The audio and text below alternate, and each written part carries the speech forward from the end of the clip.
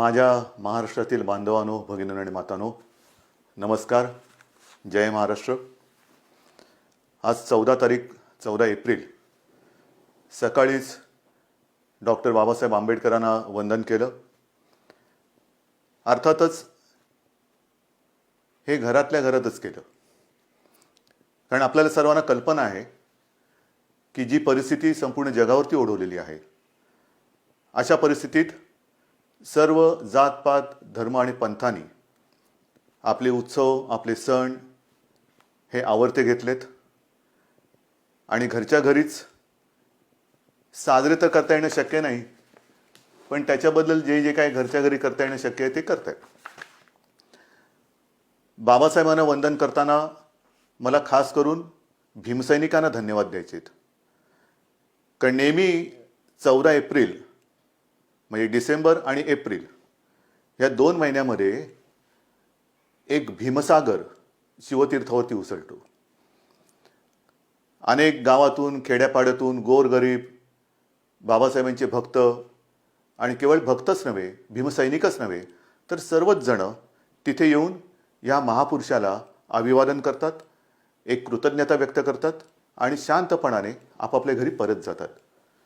पण आज मी धन्यवाद एवढ्यासाठी देतोय भीमसैनिकांना आणि बाबासाहेबांच्या भक्तांना की त्यांनी सुद्धा अत्यंत शिस्तीत, किंबहुना शिस्त पाळून, गर्दी न करता आपापल्या घरातूनच या महापुरुषाला मानवंदना दिली. त्यांना सगळ्यांना मी धन्यवाद देतोय. बाबासाहेबांनी आपल्याला लढायला शिकवलं. त्या काळामध्ये बाबासाहेबांनी विषमतेविरुद्ध लढा दिला. आज संपूर्ण जग विषाणू विरुद्ध लढा देतोय, विषाणूशी लढा देतोय. म्हणजे लढाई चालूच आहे. तेव्हा विषमतेबरोबर होती, आता विषाणू बरोबर आहे. आणि या विषाणू बरोबरच्या लढाईत सुद्धा आपण सगळेजण भीमसैनिक खांद्याला खांद्या लावून उतरलेला आहात. म्हणून पुन्हा एकदा तुम्हाला धन्यवाद देतो. आज सकाळी माननीय पंतप्रधानांनी देशाला उद्देशून एक संदेश दिला आणि त्या संदेशात त्यांनी 14 तारखेचा आजचा हा लॉकडाऊन 3 मे पर्यंत वाढवलेला आहे. मी पंतप्रधानांना धन्यवाद देतो, कारण 2 दिवसापूर्वी जेव्हा ही आमची व्हिडिओ कॉन्फरन्सिंग एक परिषद झाली, मी आपल्याला 2 दिवसापूर्वीच कल्पना दिली होती की सर्वात प्रथम महाराष्ट्राच्या मुख्यमंत्र्यांना बोलायला संधी दिली आणि मी तेव्हा प्रथम असं बोललो होतो की हा लॉकडाऊन काही काळाकरता तरी वाढवायला पाहिजे. आणि शनिवारीच मी याची मुदत ही 30 एप्रिलपर्यंत केली होती. ती पंतप्रधानांनी 3 मे पर्यंत केलेली आहे.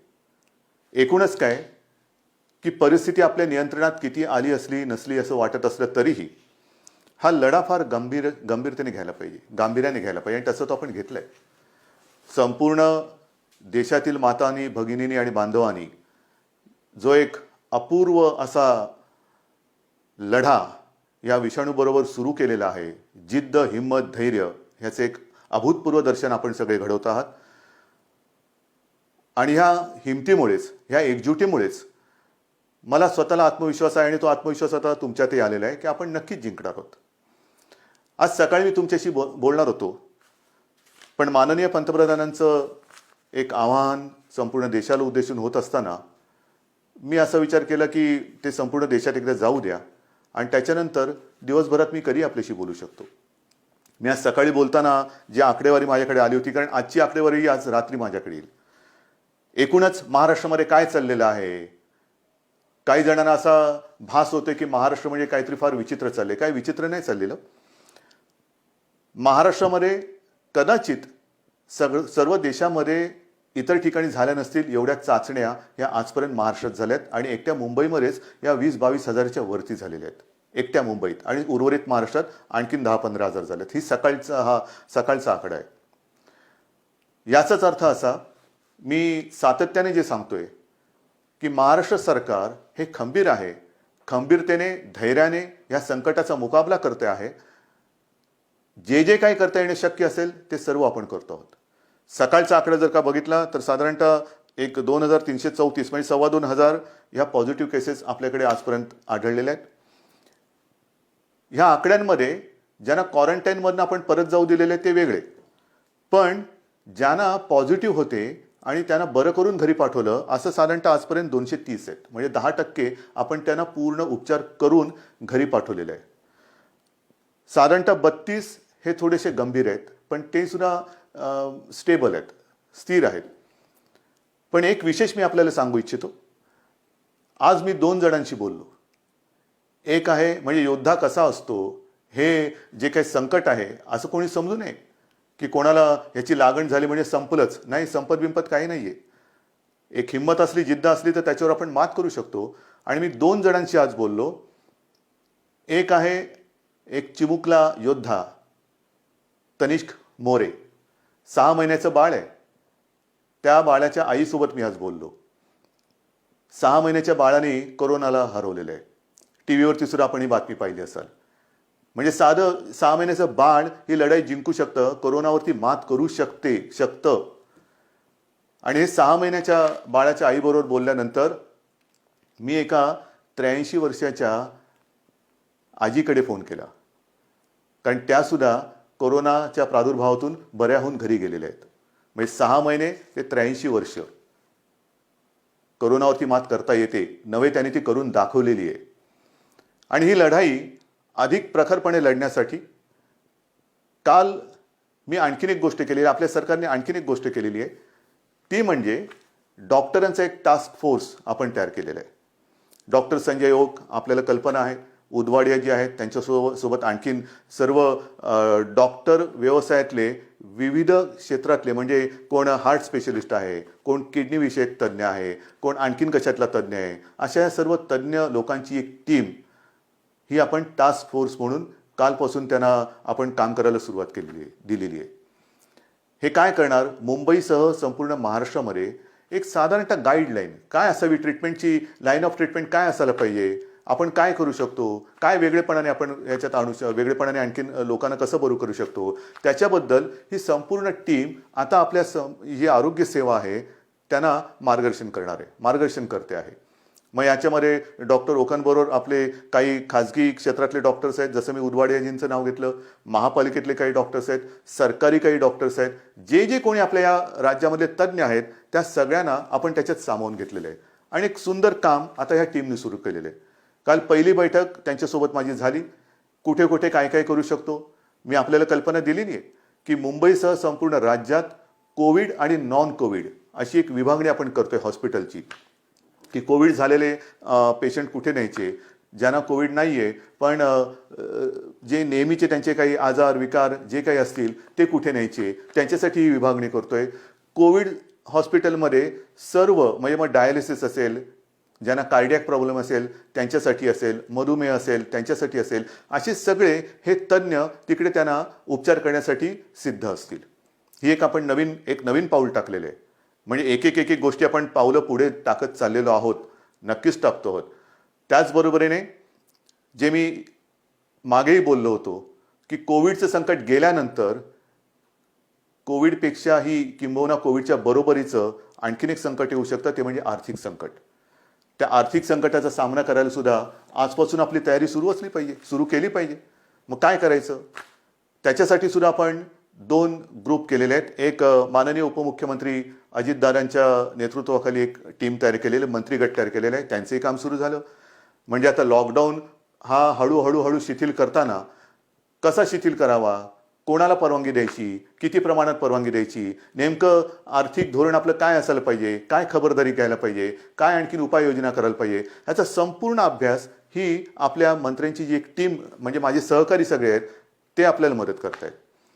त्याच्यानंतर जसं वैद्यकीय क्षेत्रातले हे तज्ज्ञ त्यांना आपण एकत्र केले, त्याचबरोबरीने डॉक्टर रघुनाथ माशेलकर, ओळख करून देण्याची गरज नाही, आपल्याला सर्वांना माहिती आहे, अशी अनेक नामवंत मोठी मंडळी आपल्या महाराष्ट्रात आहेत. महाराष्ट्राचे हे सगळे वीरपुत्र, काही आपल्या भगिनी आहेत, महिला आहेत, अशा सगळ्यांची एक टीम आपण करतो आहोत, नवी ती केलेली आहे. डॉक्टर साहेब त्यांच्याबद्दल आपल्याला मी म्हटलं ओळख करून देण्याची गरज नाही, टेक्नॉलॉजीबद्दल त्यांचा हात कोणी धरू शकत नाही. त्यांच्यासोबत विजय केळकर आहेत, दीपकभाई पारेख आहेत, अजित रानडे आहेत, असे काही नामवंत अर्थतज्ज्ञ, हे त्यांची एक टीम आपण त्याच्यात केलेली आहे की जेणेकरून या संकटाच्या काळात पहिलं आपण वाचलं कसं पाहिजे, म्हणजे आपलं आर्थिक सुद्धा जे काही व्यवस्था आहे, अर्थव्यवस्था आहे, तिला कमीत कमी धक्का किंवा कमीत कमी परिणाम दुष्परिणाम हा कसा टाळायचा आणि हे संकट निभावल्यानंतर पुन्हा जी आपल्याला झेप घ्यायची आहे ती झेप घेताना आत्तापासून काय तयारी करण्याची गरज आहे त्याचा तो सगळा रिपोर्ट बनवून तोही त्यांनी द्यायला सुरुवात केलेली आहे. म्हणजे सर्व आघाड्यांवरती आपण कुठेही मागे काही ठेवलेलं नाही आहे, अजिबात नाही आहे.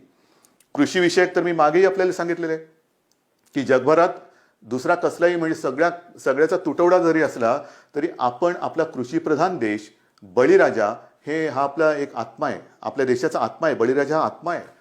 कारण संपूर्ण जग रहाटी जी काही चालते ती 2 घासासाठी चालते आणि तो अन्नदाता आपला, त्या अन्नदाताला आपण कुठेही या लॉकडाऊनच्या काळात अडवलेलं नाही, त्याला कोणी अडवू शकणार नाही अशा सूचना आपण दिलेल्या आहेत. आता त्याचा हंगाम येतोय, खरीपाचा हंगाम येईल, त्याची कामं सुरू होतील. आपल्या सरकारने जिल्हाधिकारी असोत किंवा इतर सगळे अधिकारी असोत त्यांना सूचना दिलेल्या आहेत की शेतीविषयक कामं, शेतीविषयक किंबहुना शेतीचा माल, मग तो बियाणं असेल, खत असेल, इतर काही गोष्टी असतील, इतर काही अवजारं असतील, ह्यांची दुकानं आणि ह्यांची ये जा ही कुठेही थांबवली जाणार नाही, थांबवता येणार नाही. हे चालू राहणार आहे आणि ती चालू राहणार आहे तशी. त्याच्यात कोणी काही घाबरण्याचं कारण नाही आहे, ते तशीच राहणार आहे. जीवनावश्यक वस्तूंचा पुरवठा हा तसाच चालू राहील, त्याच्यात कुठेही अडथळे येणार नाही. म्हणजे माननीय पंतप्रधान जे बोलले की 20 तारखेपर्यंत तुम्ही जरा एक अंदाज घ्या, तसा अंदाज आपण घेतोय. 20 तारखेनंतर कोणते उद्योगधंदे आपल्याला सुरू करता येतील का, करायचे झाले तर किती प्रमाणात करता येतील, त्याचा अंदाज मी जे सांगितलं की अजितदादा आणि सगळे आपले सहकारी मंत्री, माझे सहकारी मंत्री ते घेत आहेत आणि 20 तारखेनंतर आपण हा निर्णय घेऊ. परंतु तोपर्यंत कोणी असं काही घाबरून जायचं कारण नाही की काय होणार. नव्याने काय आपण करत नाही आहोत, उलट ही आत्तापर्यंतची लढाई आपण अत्यंत जिद्दीने ह्या विषाणूला नाही म्हटलं तरी तसं बऱ्याचपैकी थोपवलेलं आहे. आज सुद्धा महाराष्ट्रामध्ये जवळपास 10 जिल्ह्यामध्ये विषाणूला आपण प्रवेश दिलेला नाही, त्याला प्रवेश करू दिलेला नाही, तो प्रवेश करू शकलेला नाहीये. आता हे 10च्या 10 जिल्हे आपले आणखीन असेच घट्ट पाहिजेत आणि उर्वरित जो महाराष्ट्र आहे त्या महाराष्ट्रामधून सुद्धा लवकरात लवकर हा विषाणू नष्ट करून किंवा हद्दपार करून टाकायचा आहे. साहजिकच आहे, मुंबई आणि पुणे आणि नागपूर, पण मुंबई आणि Pune, Mumbai gateway of India, म्हणजे माननीय शिवसेना प्रमुख जे बोलायचे की या गेटवे ऑफ इंडियाला दारच नाही, आओ जाओ घर तुम्हारा. तसंच आंतरराष्ट्रीय विमानतळ आहे, भरपूर सगळे आपले पाहुणे रावणे तिथून येत असतात. त्याच्यामुळे मुंबई आणि पुणे, कारण मुंबई आणि पुणे आता जवळपास एकच शहर झालेलं आहे, या शहरांमध्ये आपण अधिक खबरदारी घेतो आहोत. मुंबईमध्ये सुद्धा आणि पुण्यामध्ये सुद्धा आपण चाचणी केंद्र आणि चाचण्यांची संख्या ही वाढवतो आहोत. घरोघरी जाऊन जिथे कंटेनमेंट झोन आहे तिथे सुद्धा तो सील केल्यानंतर जिथे कोण लागण झालेली व्यक्ती आपल्याला सापडली तर त्यांच्या थेट संपर्कातली लोक यांना क्वारंटाईनमध्ये करतोय. लक्षणानुरूप त्यांना आयसोलेशन मध्ये ठेवतो आहोत, त्यांच्या चाचण्या करतो आहोत. त्यांच्यापासून आणखीन प्रादुर्भाव होणार नाही ह्याची पूर्ण खबरदारी आपण घेतो आहोत. आणि ह्या कंटेनमेंट झोनमध्ये सुद्धा मी गेल्या 2 दिवसापूर्वी बोललो होतो की एखाद दिवस थोडीशी अडचण होते, गैरसोय होते, पण ही गैरसोय लवकरात लवकर दूर करून तिथे अन्नधान्य असेल, औषधं असतील, भाजीपाला असेल, जीवनावश्यक वस्तू आहेत, दूध आहे, या सगळ्याचा पुरवठा आपण सुरू केलेला आहे. आपण केलेला आहे सुरू. नवीन काय करतोय आपण, तर नवीन सुद्धा मला सांगायला अभिमान वाटतो की आपल्या महाराष्ट्रामध्ये एक प्लाझ्मा ट्रीटमेंट आणि BCG वॅक्सिन याच्याबद्दल प्रयोग करण्याची आपण परवानगीसाठी केंद्राकडे मागणी केलेली आहे. आम्हाला परवानगी पाहिजे. जे पंतप्रधान बोलले की देशातल्या संशोधकांनी पुढे आलं पाहिजे, नवीन कोण तज्ज्ञ असतील त्यांनी पुढे आलं पाहिजे, लस तयार होते का, औषध तयार होते का, महाराष्ट्राने ही सुरुवात केली आहे. सुरुवात म्हणजे प्रयोगाला सुरुवात केलेली आहे आणि परवानगी मिळाल्यानंतर मला खात्री आहे, मला आत्मविश्वास आहे की महाराष्ट्र, जे मी परवा बोलता बोलता सहज बोलून गेलो की प्रत्येक वेळी संकटात महाराष्ट्राने देशाला दिशा दाखवलेली आहे. न जाणो उद्या महाराष्ट्र आपल्या जगाला दिशा दाखवेल. आहे एवढी हिंमत आणि कसब महाराष्ट्रामध्ये आहे, तेवढी बुद्धिमत्ता महाराष्ट्रामध्ये आहे. ही परवानगी मिळाल्यानंतर हा जो काय आपण प्रयोग करतो आहोत त्याची सुरुवात होईल आणि मला नक्की वाटतं, असं मनातून कुठेतरी वाटतं की नक्की आपण याच्यात यशस्वी होऊ. हे नवीन प्रयोग सुद्धा करतो. एकूण काय तर कुठेही आपण अशी काय उणीव किंवा कमी ठेवत नाहीये. कोणाला तरी असं वाटतं की पैसे, मग इथून पैसे का नाही काढत, तिथून पैसे का नाही काढत. नाही, पैसे काढायचे धंदे हे कोणी सांगायची गरज नाही आहे आणि पैसे काढायचे पण नाही आहेत. मूळ आता तुटवडा आहे तो ह्या डॉक्टर्सना देण्याचे जी काही उपकरणं आहेत, मग PPE असतील, आणखीन काही व्हेंटिलेटर असतील, हा देशभरात नाही जगभरात तुटवडा आहे. पण तरी देखील महाराष्ट्रामध्ये आपण हा पुरवठा वाढवतो आहोत. काही काही नवीन उत्पादक पुढे येत आहेत, नवीन उद्योजक पुढे येत आहेत. कोण आपल्याला PPE किट तयार करून देतोय, कोण PPE किट आणून देतो आहे, काही व्हेंटिलेटर्स तयार करून देत आहेत, व्हेंटिलेटरची चाचणी सुरू आहे आणि हे सगळं हळूहळू हळूहळू सगळे आपल्यासोबत येत आहेत. जसं मी मगाशी नामवंत डॉक्टर्स आणि इतर अर्थतज्ञांचा उल्लेख केला, तसंच हे सुद्धा उद्योजक पुढे येत आहेत, काही ना काहीतरी करू इच्छित आहेत, आपल्या राज्याला आपल्या देशाला या संकट काळामध्ये मदत करू इच्छित आहेत आणि त्यांनी तशी ती नुसती तयारी नाही तर सुरुवात देखील केलेली आहे. आणि हे सगळं असं हे युद्ध सुरू असताना मला मी नेहमी म्हणतो की ही वेळ ही राजकारणाची नाही आहे. राजकारणाच्यात कोणी आणू नये, कारण राजकारण करण्यासाठी अख्खं आयुष्य पडलेलं आहे. आत्ताचं जे एक संकट आहे ते धीराने, धैर्याने आणि एकजुटीने लढवून परतवण्याचं आहे. आणि ते जर का आपण नाही केलं तर दुसरा कोणी शत्रूची आपल्याला गरजच लागणार नाही आहे. आज सुद्धा मला कल्पना आहे की आज अर्धा एप्रिल संपलेला आहे, 1-1.5 महिन्यानंतर पाऊस सुरू होईल.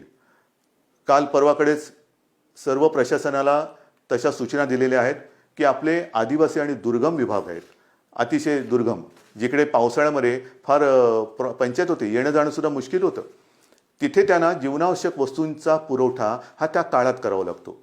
मग ते अन्नधान्य असेल, औषधं असतील, इतर काही वस्तू असतील.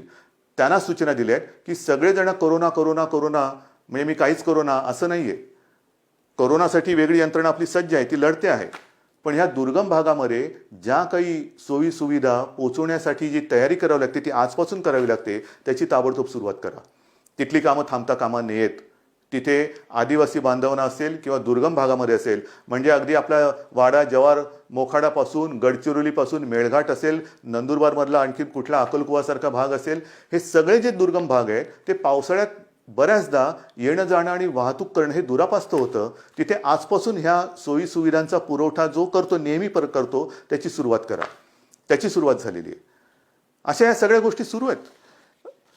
आणखीन एका गोष्टीचा मला खास उल्लेख करायचा आहे की 1-2-4 दिवसापूर्वी मी खास करून या वैद्यकीय क्षेत्रातील काही निवृत्त परिचारिका, वॉर्ड बॉईज, डॉक्टर्स, त्याच्यानंतर जवान, जे निवृत्त जवान त्यांनी मेडिकोरमध्ये काम केलेलं आहे आणि त्याचबरोबरीने आत्तासुद्धा ज्यांनी ह्या वैद्यकीय शिक्षणाचा कोर्स पूर्ण केलेला आहे, अशाने एक आवाहन केलं होतं. covidyoddha.com मी तुम्हाला एक दिली होती,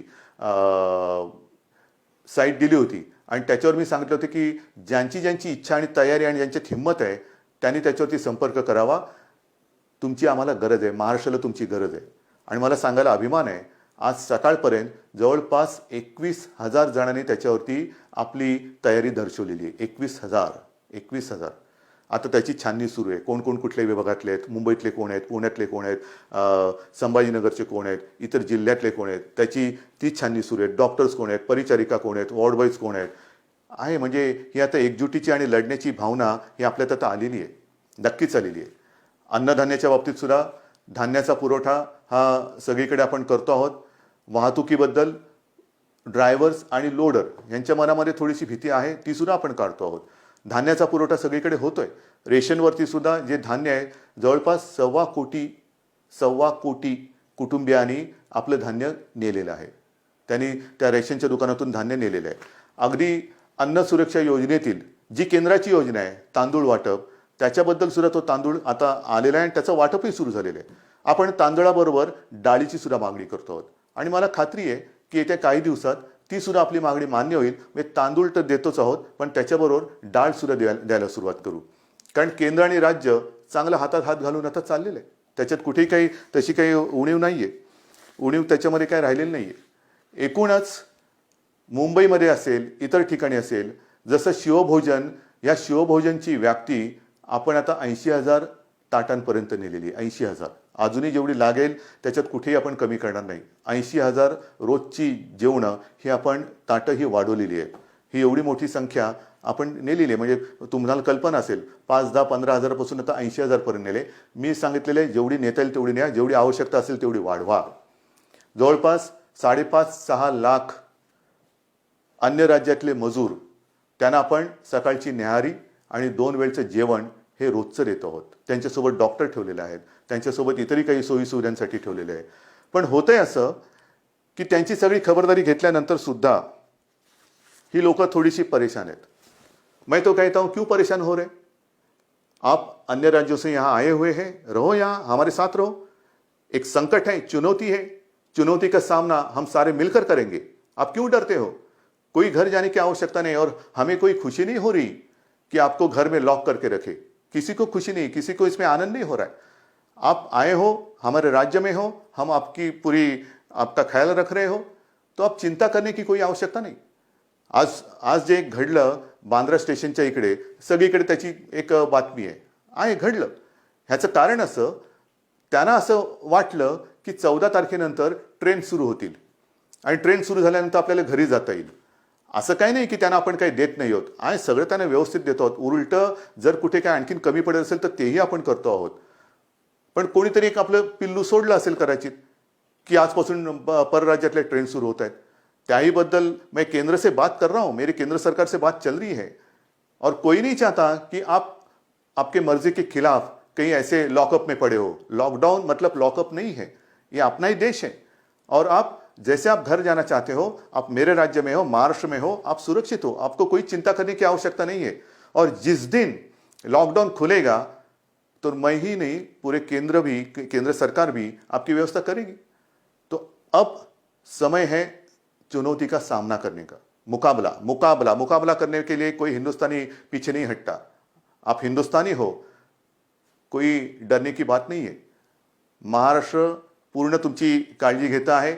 इतर राज्यातले लोक, जसं इतर मुख्यमंत्री काही महाराष्ट्रातले लोक तिकडे असतील, त्यांची काळजी घेते, तसंच ह्या सगळ्या लोकांची काळजी हा आपला महाराष्ट्र, आपलं सरकार घेतंय. पण याच्यामध्ये कोणी राजकारण करू नका, कारण हे गोरगरीब लोक आहेत, यांच्या भावनांशी खेळू नका. याला उगाच कुठला तरी रंग देण्याचा प्रयत्न करू नका, कारण मी मागेही इशारा दिलेला आहे, तोच पुन्हा देतो. जर यांच्या भावनांशी खेळून कायदा आणि सुव्यवस्था बिघडवण्याचा कोणी प्रयत्न केला तर तो कोणीही असला तरी महाराष्ट्र सरकारच्या कायद्यातून तो सुटणार नाही, अजिबात नाही. हे संकट हे सगळ्यांवरती आहे आणि या संकटाचा सामना आपल्याला मिळून करायचा आहे. आणि तो मिळून सगळे संकट परतवत लावत असताना उगाच कुठेतरी गैरसमजाची पिल्लं सोडून त्याला काहीतरी वेगवेगळे रंग देऊन आग भडकवण्याचं काम कोणी करू नये. आपल्याकडे आगीचे बंब भरपूर आहेत. ह्या आगीला मी अजिबात फैलावू देणार नाही. आणि हे संकट जे आहे त्याच्यात मी कालही सांगितलं, परवाही सांगितलं, आणि ते सत्य आहे, सगळे पक्षाचे वरिष्ठ नेते हे त्यांचे पक्षीय राजकारण, पक्षीय लेबल बाजूला ठेवून हातात हात घालून लढतायत, हातात हात घालून. मग त्याच्यासाठी मी तुम्हाला मागेही सांगितलं होतं, मोदीजी आहेत, अमित शहा आहेत, त्यांच्याबरोबर मी आजही बोललेलो आहे, सोनियाजींबरोबर बोललेलो आहे, पवार साहेब तर सोबतच आहेत, सगळेच आहेत, राज पण सोबत आहे. सगळे पक्ष आणि सगळे म्हणजे मी काही वेळेला जसं मी तुमच्याशी बोलतोय तसं मुल्ला मौलवींशी सुद्धा बोलतोय.